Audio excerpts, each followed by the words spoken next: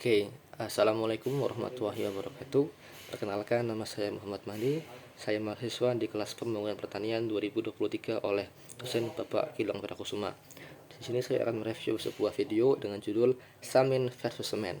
Nah, sebelumnya disclaimer, video ini merupakan sebuah opini pribadi saya sehingga agak sedikit subjektif, dan juga di sini saya juga disclaimer bahwa saya merupakan seorang mahasiswa, jadi saya masih belajar dan perlu bimbingan lagi untuk kedepannya. Oke, baik. Jadi video mengenai Samin versus Semen ini adalah video dokumenter yang dibuat oleh Watchdog, yang merupakan sebuah video mengenai konflik yang ada di suku Samin dan juga PT Semen. Nah, sebelumnya saya juga mohon maaf untuk kembali mengingatkan bahwa itu mengambil sudut pandang dari suku Samin. Jadi buat para pejabat, petinggi swasta maupun para aparat sipil, saya mohon maaf sebelumnya bahwa ini merupakan sudut pandang dari suku Samin. Oke, langsung kita ke introduction. Suku Samin itu merupakan sebuah suku yang berada di Kabupaten Pati, Rembang, dan juga Blora. Nah, mereka itu memiliki berbagai prinsip. Yang pertama, mereka itu memiliki prinsip untuk mempertahankan kearifan lokal. Nah, di sini tuh mereka sangat jaga yang namanya adat istiadat, budaya setempat yang mereka jaga sampai sekarang untuk ke generasi mendatang itu. Yang kedua, mereka juga menganggap bahwa pertanian itu merupakan sebuah way of life, yaitu salah satu jalan hidup dan juga pilihan hidup, yang merupakan sebuah ideologi hidup bahwa ya kita hidup dengan cara bertani seperti itu. Yang ketiga, mereka juga membuat sebuah cara pandang, yaitu pendidikan dianggap sebagai sebuah bukan untuk pintar. Pendidikan itu untuk mengerti dan memahami, untuk nalar, sehingga mereka harus pintar, cukup dengan paham, mengerti, dan juga nalar. Nah, kalau kita bahas apa yang ada di video, itu sebuah konflik antara suku Samin dengan berbagai PT Semen yang ada di Indonesia. Kita akan membahas mengenai paradigmanya ya. Yang pertama, tahun 2006, PT Semen Gresik Indonesia berencana untuk membuat pabrik di Pati. Namun, warga Samin menolaknya sehingga mereka harus mundur ke bagian Rembang seperti itu. Nah, kemudian pada tahun 2009, warga Samin menggugat PT Semen Gresik dan mereka menangkan gugatan gitu, sehingga PT pindah ke Kabupaten Rembang. Kemudian pada tahun 2010, PT Indosemen berencana untuk membuat pabrik di Kayan dan juga Tambak Romo, yang mana berhasil. Lalu pada tahun 2014, PT Semen Indonesia masuk ke Rembang dan ada sedikit pergolakan dari warga. Dan puncaknya pada tahun 2015 hingga sekarang, warga Rembang dan Pati masih tetap melakukan sebuah penolakan dibantu dengan orang-orang Samin seperti itu. Nah, sini itu ada sebuah perbedaan kepentingan antara Samin dengan PT Semen di Indonesia. Yang pertama itu warga Samin itu mereka lebih concern pada krisis pangan, sedangkan PT itu lebih fokus pada krisis semen seperti itu. Mereka beranggapan bahwa pangan itu paling dibutuhkan semua manusia gitu. Jadi mereka lebih mengatakan bahwa lebih penting makanan daripada semen gitu, karena mereka bisa tinggal di tempat di apa namanya tuh, di gunakan tanah dan sebagainya, nggak harus pakai semen seperti itu. Sedangkan PT dengan segala kepentingannya mereka menganggap bahwa semen itu penting buat pembangunan masyarakat seperti itu.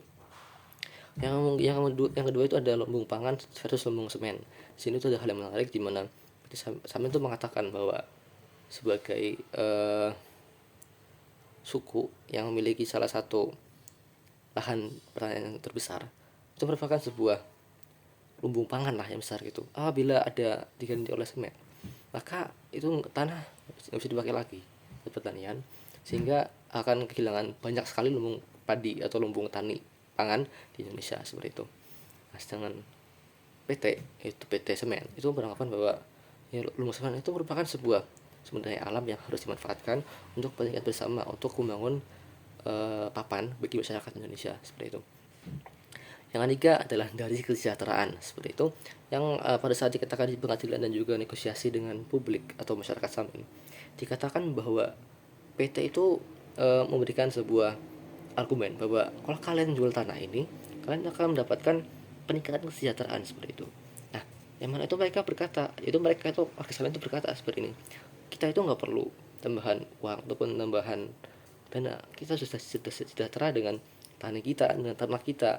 Mereka nggak perlu lagi tambahan dana yang berkelimang harta, nggak perlu. Mereka cukup hidup seperti dengan ternak, dengan tani mereka cukup banget seperti itu. Nah, ada sebuah hal yang menarik di sini. Dari video ini dapat terbentuk bahwa ada paradigma pembangunan pertanian berkelanjutan dengan adanya Samin. Yang pertama itu mereka itu Samin itu membangun ekonomi lokal dan juga produksi yang berkelanjutan. Di sini itu dikatakan di sini itu seperti tersirat bahwa Samin itu mencoba untuk membuat ekonomi lokal, yaitu tani dan juga ternak, dan juga produksi yang berkelanjutan. Kenapa? Karena mereka susah yang bertahan gitu dengan adanya perubahan masa. Yang kedua, mereka itu melindungi dan menjaga alam. Nah, di situ ada sebuah concern bahwa tanah yang dari leluhur mereka, dari nenek moyang mereka itu mereka harus olah dengan baik agar bisa dipakai buat anak-anak kedepannya gitu kan. Dan yang keempat itu, dan yang ketiga itu ada peningkatan kualitas hidup masyarakat. Nah, ini juga ada hal yang menarik banget karena dasar mereka itu dalam memberikan argumen tentang pendidikan itu bagus banget.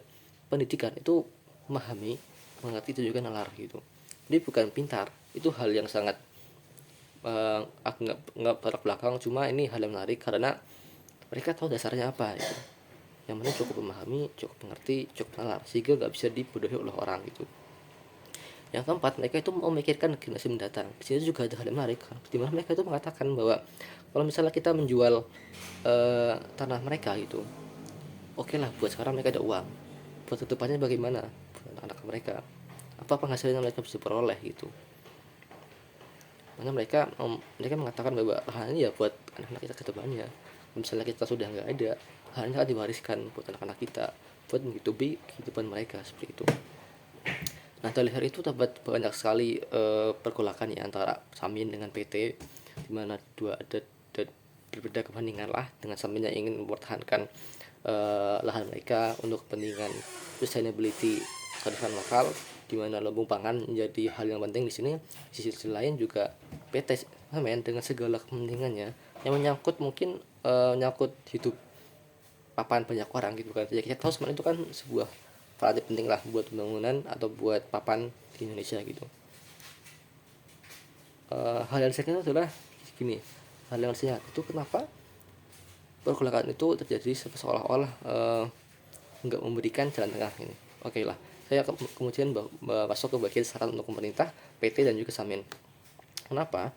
Pada saat mereka jadi pergolakan, nggak diadakan diskusi gitu antara PT, pemerintah dan juga Samin. Walaupun memang di video dijelaskan lah bahwa ada pertemuan antara PT, pemerintah dan juga Samin. Cuma ini nggak dijelaskan bagaimana apa yang dibahas gitu. Kenapa nggak memerlukan jalan tengah, apa yang diperlukan, apa yang pemerintah perlukan, apa yang PT perlukan, dan juga apa yang Samin perlukan gitu, apa yang mereka inginkan gitu. Dan yang kedua itu kenapa ketika ada beberapa suku yang berhasil menjual lahannya, kenapa nggak diberikan bagaimana cara mengolah keuangan dengan baik gitu. Kan pernah dijelaskan kan bahwa ada beberapa suku yang belum bisa memanage keuangannya dengan jumlah uang yang besar, sehingga mereka dikatakan rugi lah karena ya mereka itu nggak bisa mengolah keuangan. Apa nggak diberikan edukasi terlebih dahulu terkait bagaimana cara mereka mengolah keuangan, bagaimana mereka berdagang, bagaimana mereka membuat uang itu tetap ada gitu. Dan ketika itu pentingnya pendidikan yang lebih tinggi, edukasi mengenai pentingnya pendidikan yang lebih tinggi. Oke lah, kita setuju bahwa cara berpikir Samin tentang pendidikan itu benar banget, yaitu memahami, mengerti, dan juga nalar. Cuma di zaman sekarang kita kan juga harus memiliki daya kritis yang lebih tinggi dan juga teknologi yang lebih tinggi, pemahaman teknologi yang lebih tinggi. Nah, itu kita harus sampaikan ke Samin bahwa itu penting buat zaman sekarang ini. Dan yang keempat, ada sebuah hal yang ada miskonsepsi lah menurut saya. Kenapa nggak ada edukasi mengenai bagaimana menjaga nilai luhur dan perubahan zaman? Di sini tuh kan kayak ada sedikit sosok lah.